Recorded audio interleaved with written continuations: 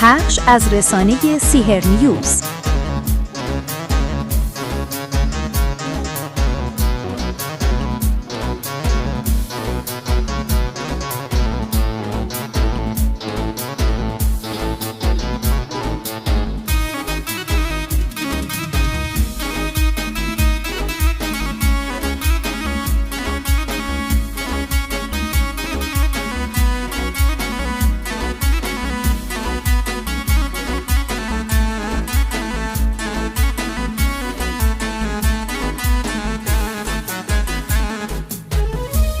دلتنگین دلم تو این هوای تو، امشب پروانه میشم. یهو ریخت تو دلم این بغض لعنتی، دارم دیوونه میشم. دست خودم که نیست، اشک توی چشام مثل بارون میباره. وقتی میشه غروب یه شب لعنتی، تو رو یادم میاره. تو برام آرام میشی، تو دست نوازشی، توی اون چیشات چی داره؟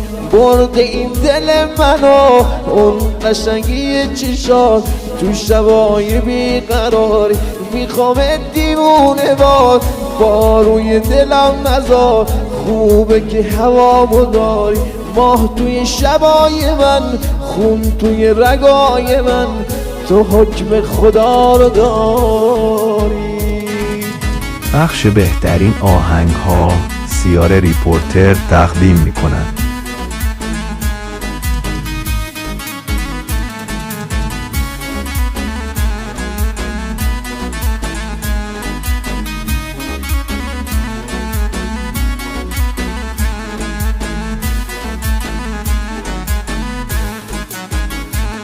دلتنگین دلم تو این هوای تو، امشب پروانه میشم.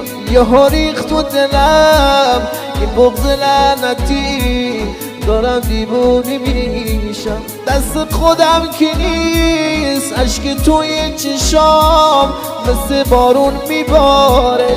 وقتی میشه غروب یه شب لعنتی، تو رو یادم میاره. وقتی میشه غروب یه شب لعنتی، تو رو یادم میاره. تو برام آرام میشی، تو دست نوازشی، توی اون چیشات چی داره؟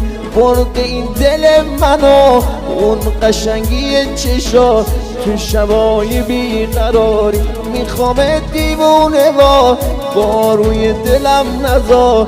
خوبه که هوامو داری، ماه توی شبای من، خون توی رگای من، تو حکم خدا رو داری.